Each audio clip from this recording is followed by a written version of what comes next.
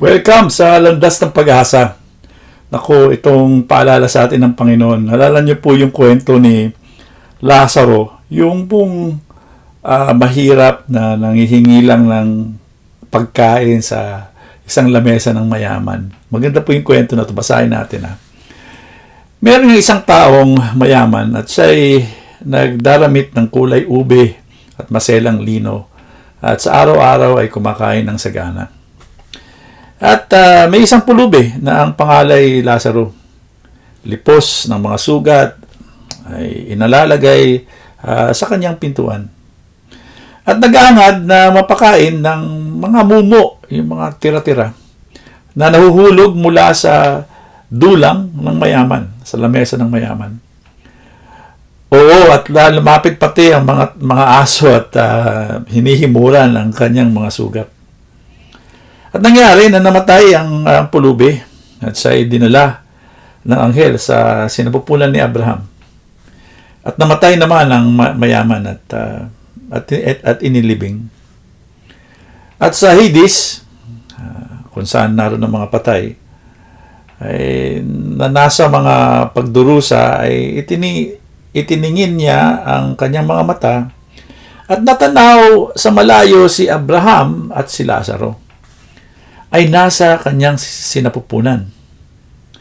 At siya'y sumigaw at sinabi, "Amang Abraham, maawa ka naman sa akin at suguin mo si Lazaro upang itubog niya sa tubig ang dulo ng kanyang daliri at palamigin ang aking mga dila sapagkat naghihirap ako sa alab na ito." Dato pa't sinabi ni Abraham, "Anak, alalahanin mo na ikaw ay tumanggap ng inyong buting bagay sa inyong pamumuhay at si Lazaro ay gayon din ng paraan ay masamang bagay. Dato pa't ngayon ay inaaliw siya rini at ikaw ay nasa kahirapan.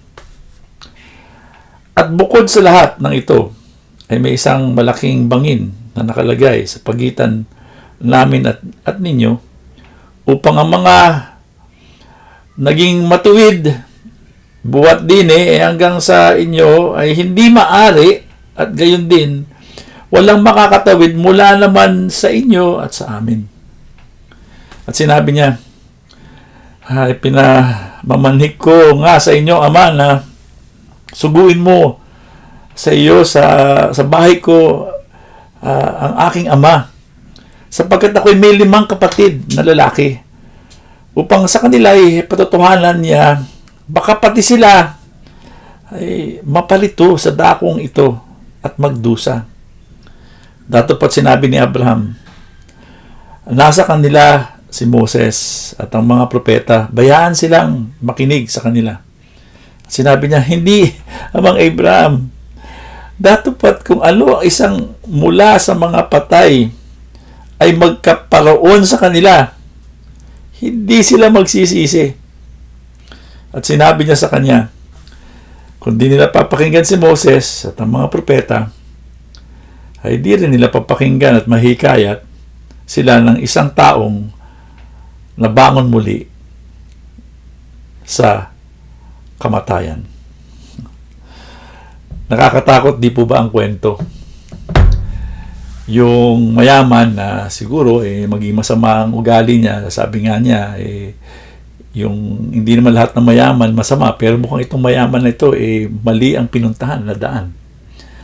Kaya sinasabi niya kay Abraham, "Pwede ko bang balikan yung mga kapatid ko at sabihan ko na magbago sila? Kasi baka mapunta sila dito sa Hades o yung sa impyerno." No? Sabi nga ni Abraham, nako, naroon naman yung mga propeta. At sana makinig sila.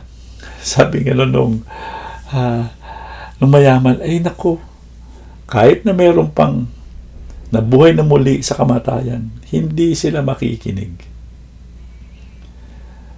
Alam niyo po, nabuhay na muli si Jesus. At alam na natin ang magandang balita na dapat tayong magbago. Dapat natin tuwirin ang ating buhay.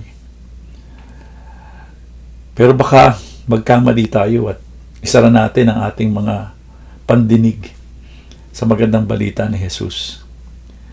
Sana hindi naman tayo maging katulad itong mayaman na ito. Sana kahit na naghihirap tayo o mahirap ang buhay, maging katulad tayo ni Lazaro.